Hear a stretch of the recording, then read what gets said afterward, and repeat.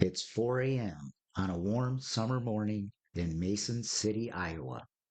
At KIMT TV, a small newsroom on the edge of downtown, the lights are already on. The studio is quiet, but a producer is waiting. There's one problem. The morning anchor, Jodi Huisentruit, is late. Not by a minute, by hours. And she never misses a show. Her producer calls her apartment. Jodi picks up, sounding groggy. She says she overslept. She'll be there soon. But then she never arrives. By sunrise, her red Mazda Miata is still in the parking lot. Her purse is inside. So are her shoes, her hair dryer. A broken car key lies nearby, twisted as if it snapped during a struggle.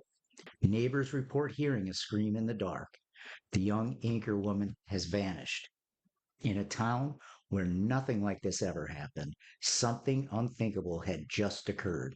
This is the story of Jodi Huisentruit and the chilling mystery that's haunted Mason City for nearly 30 years.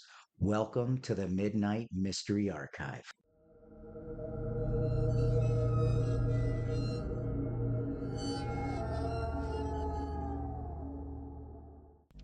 To understand what happened that morning, we have to know who Jodi was.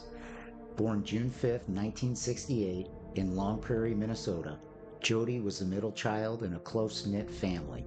She played high school sports, participated in speech and drama, and dreamed of being a TV news anchor. Friends described her as bubbly, warm, and driven. She attended St. Cloud State University, where she majored in mass communications. After graduating in 1990, she began bouncing between smaller news markets in Iowa and Minnesota, always aiming higher.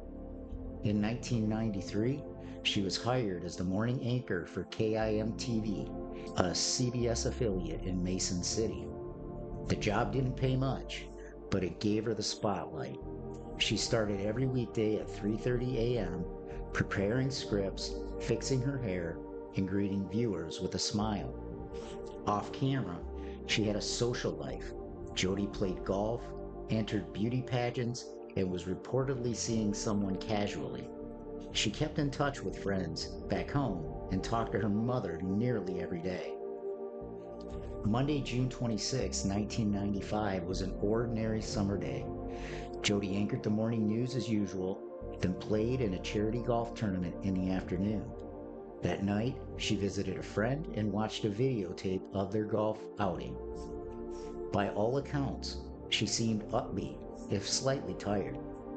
Around 8:30 p.m., she said goodbye and drove home to her apartment at the Key Apartments complex, less than 5 minutes away. That was the last time she was seen alive. The next morning, when Jodi failed to arrive at work, her producer, Amy Coombs, made several calls.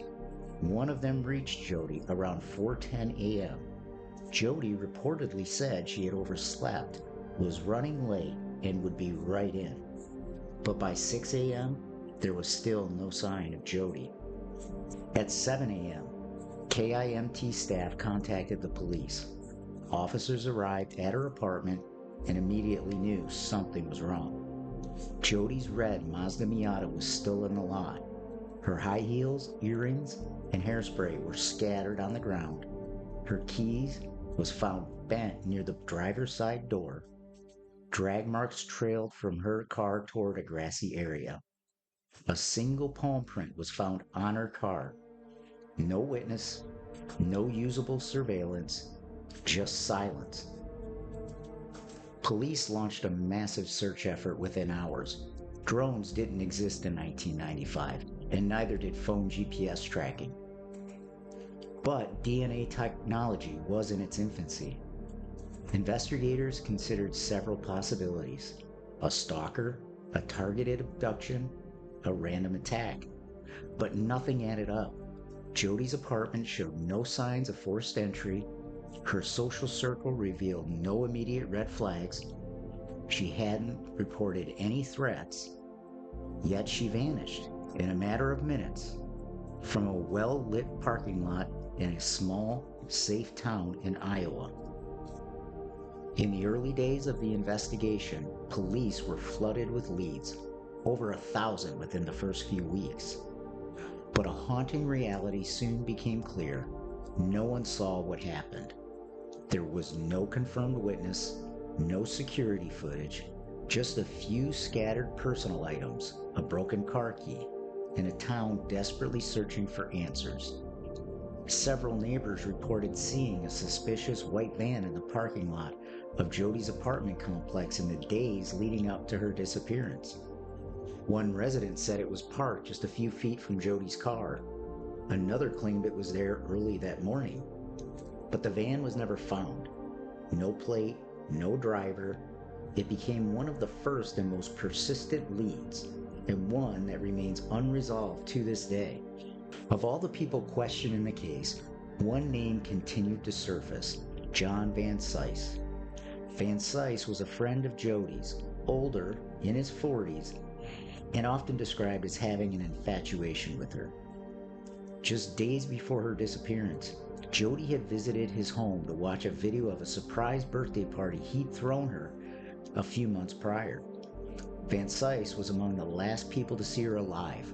He claimed he had nothing to do with her disappearance, and he even passed a polygraph test. But many, including some of Jodi's close friends, felt uneasy about his behavior, noting he often talked about her in possessive terms. Suspicious or not, police never had enough evidence to arrest him. He later moved out of Iowa and recently passed away, but he remained under quiet scrutiny for decades. Several co-workers and friends would later suggest Jodi had a stalker, someone who called the station frequently and made her uncomfortable. One of her journal entries reportedly described feeling watched, and weeks before she disappeared, Jodi reportedly asked a friend to accompany her to her car after work. Something had clearly scared her. The question is, what? A less discussed theory posits that Jodi was targeted because of her job.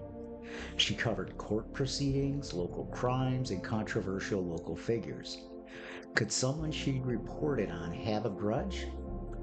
There was also speculation about drug trafficking in the area, with rumors that Jodi had unwittingly crossed paths with the wrong people. But again, no hard evidence emerged, just theories and silence. In 2017, police announced they had a hit from a cadaver dog on land once owned by, you guessed it, John Van Cise. But nothing further was found, no remains and no DNA. And the trail grew cold again. It's the question that's haunted this case for nearly 30 years. Was Jodi taken by someone she knew or a stranger hiding in plain sight? Most disappearances are mysteries in hindsight, but in the case of Jodi Huisentruit, the moment she vanished is almost pinpointed to the minute. That makes the mystery worse, not better, because when a crime occurs in such a narrow window, the smallest inconsistency becomes glaring. Jodi was supposed to arrive at the station by 3:30 a.m. At 4:10, her producer Amy Coons called to check on her. Jodi answered, sounding groggy but alert. She said she'd overslept and would be there shortly.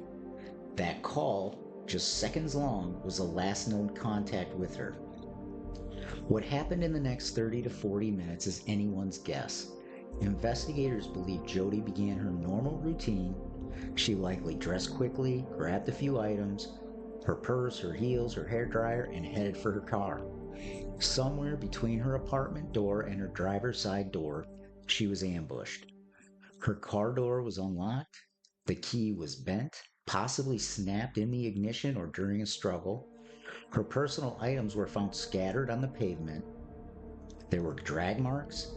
A scream was heard by a neighbor around that same time, a sound dismissed as nothing serious at the moment, but chilling in retrospect. Here's where the timeline gets eerie. If Jodi's abductor was in fact a stranger, they had an extremely small window to act, possibly 10 minutes or less between her leaving her apartment and the time co-workers realized something was wrong. If it was someone she knew, they had the advantage of familiarity. They could have known her schedule, knew she'd overslept, knew exactly when to strike. There are also the things that didn't happen. There was never a ransom demand, no credit card or bank activity, no confirmed sightings, and of course, no body. Jodi vanished in total silence. In cold cases, time either reveals the truth or buries it deeper. In the weeks after Jodi Huisentruit disappeared, the airwaves that once carried her voice now carried something else, her name. News segments, missing posters, police press conferences. But despite the national coverage and an avalanche of tips, Jodi was never found. She became a different kind of news story. Not the one reading the teleprompter, but the one in the headline. By the end of 1995, the trail had officially gone cold.